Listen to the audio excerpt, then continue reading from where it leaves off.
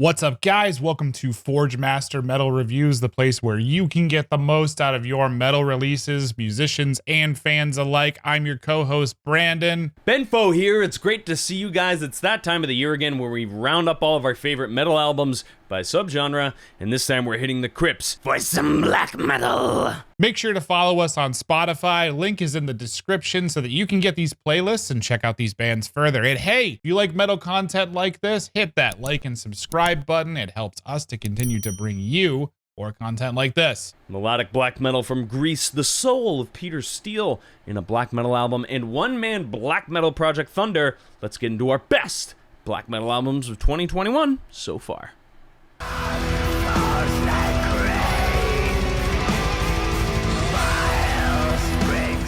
Yoth Iria as the Flame Withers, released January 25th on Pagan Records. Yoth Iria is a debut band featuring seasoned metal veterans Jim Mutilator and The Magus, who are extremely respected in the Hellenic black metal scene, and we're both in the early days of Rotting Christ. Fun fact. People who watch this channel know that we love our melodic black metal, and Yoth Iria was full of fantastic surprises, balancing amazing songwriting, moody hooks and atmosphere, all rooted in the feel of an ancient civilization. The one thing I really loved about this record is the diversity in the songwriting, from the faster, relentless feel of melodic black metal assault to mid-tempo bangers, pulling off inspiration from like traditional heavy metal. Really cool surprises there. The drum work on this album is also really phenomenal, showing blistering speed and deliberate restraint all over the record, beautifully supporting the diverse range of the music all over as the Flame Withers. The whole record is absolutely fantastic, with 8 carefully constructed tracks that sit well together and construct a phenomenal atmospheric world that I've constantly gotten lost in since its release. Yoth Iria have slammed into the Greek metal scene and won our hearts like a hovering god, decimating everything in its wake. 4.5 out of 5.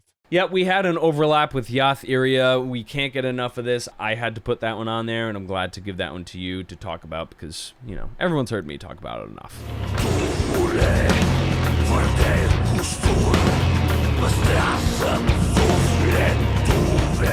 Brandon, as soon as you mentioned that this band contained members of Nagora Bunget, my ears immediately perked up. I knew I had to check this band out. Wow.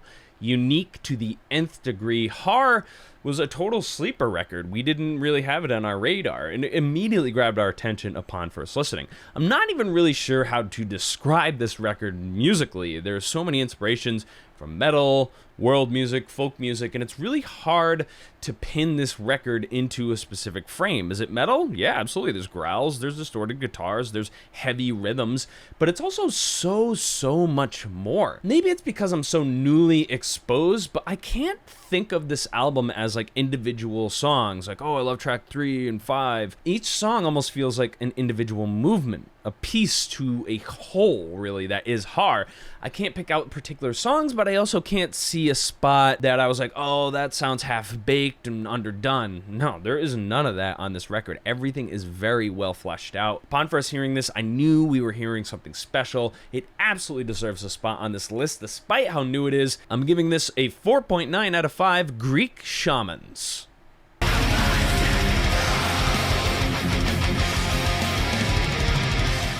Mare Cognitum, Solar Paroxysm, released March 19th on I Void Hanger Records. We said this before, we feel like black metal is the only genre, with a few exceptions of course, where there's this rite of passage for the one-man black metal epic journeys throughout the mystical cosmos or forests of darkness. Mare Cognitum is made up of one man, mastermind Jacob Buksarski, who has made some of the most influential and impressive black metal records over the last couple of years. Atmospheric and melodic black metal are oversaturated genres, but Mare Cognitum seem to constantly improve and develop amazing new chasms to explore in the black metal landscape. Solar Paroxysm marks Jacob's 5th full length, which is surprising given that we've had so many amazing records in such a short period of time, focusing on the cosmos, wandering mysticism beyond reach of humankind. Being relatively new to Mare Cognitum, the fact that Jacob is capable of covering all of the instruments himself is nothing short of mind-blowing. I have a massive amount of respect for those those in the metal world willing to go DIY as much as possible and do things on their own. That is part of the monumental success of this band, and being able to constantly release mind-blowing material year after year in short intervals. Each song is a swirling chasm of the astral plane, taking the listener on an outward journey throughout the universe's infinitely violent and gorgeous construction. Solar Paroxysm's ability to reach out its hand and guide you through its wonderful world is something that's very amazing. Do not sleep on this album if you haven't heard it yet. 5 out of 5 Blazing Suns.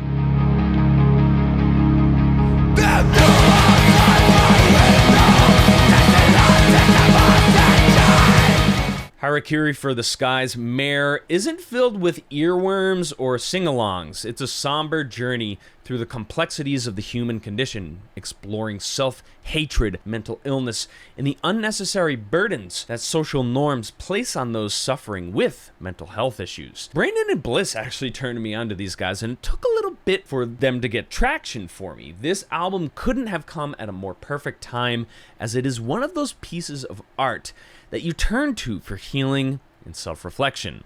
Is this Harakiri for the Skies magnum opus? It very well could be. There is an aura of triumph on this record, both in the sense that the band has created something majestic, but also in the sense that we are each resilient, unique, and powerful. This combination of musical prowess and sentimental themes just gives us a remarkable record on all accords. I'm giving this record a 4.8 out of 5 skeletal familiars.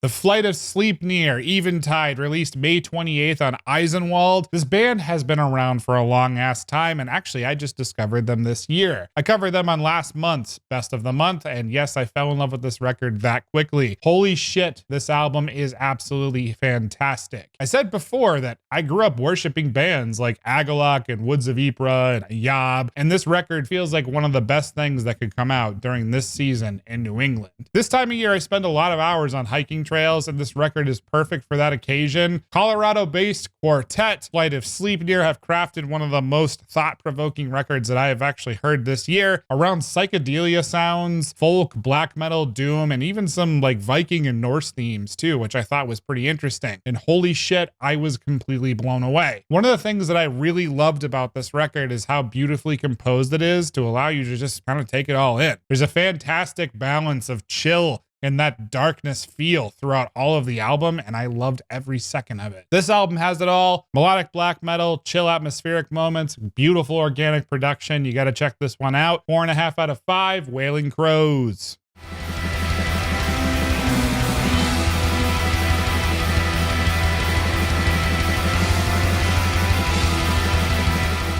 I have been keeping this record in my back pocket for a couple of months now, eagerly awaiting to unleash it upon you all right here today on our best black metal albums of 2021 so far. Under the name Yoth, Scottish black metal musician Andy Marshall has released their sophomore debut, appropriately named 2, back in March on Season of Mist. Only A&P Reacts did a review of this record, and I really don't remember hearing much about it when it came out. This album is a stunning take on atmospheric black metal. The first track is eager to bring you on a journey through a narrow, snow-filled valley thick with pine trees. As you stop to rest, you hear the marching of war drums and are forced to hide from the incoming procession of death mages. The rest of the record feels like you're observing this long convoy of undead warlocks as they travel past your makeshift home. Andy, we're boys now, so I'm gonna call him Andy, isn't afraid to put the black back into atmospheric black metal, really stoking the music and the fires until it is tampered into something more vicious than the typical ooh la la atmospheric black or black gaze. I'm giving Yoth 4.8 out of 5 lurking warlocks. If you missed this one, you better change that up.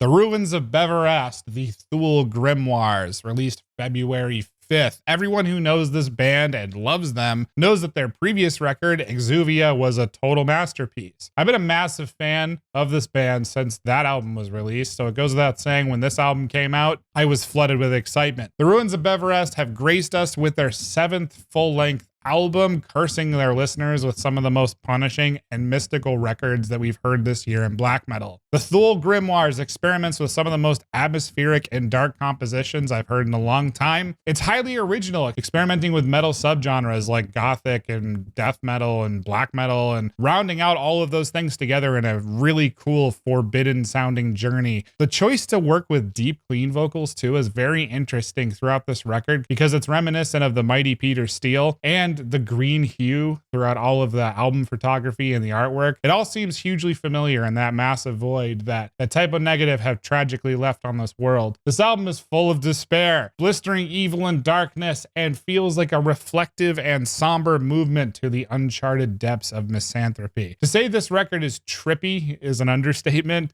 If you loved Exuvia, this album is a no-brainer. If you're a big fan of gothic doom and black metal, definitely check this one out. 4.5 out of 5, Grimoires.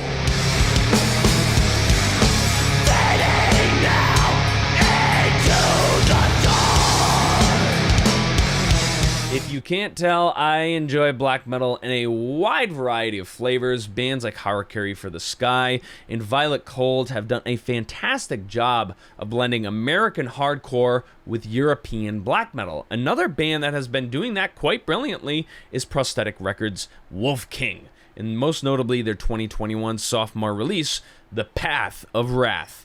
The similarities of Wolf King and Harakiri for the Sky are very topical. They both do the similar subgenres, and their album covers are really similar, but that's about where it stops. Wolf King delivers a much more gritty, visceral flavor of hardcore-inspired black metal. The songs are raw, dissonant, and dare I say, uncomfortable to listen to at times.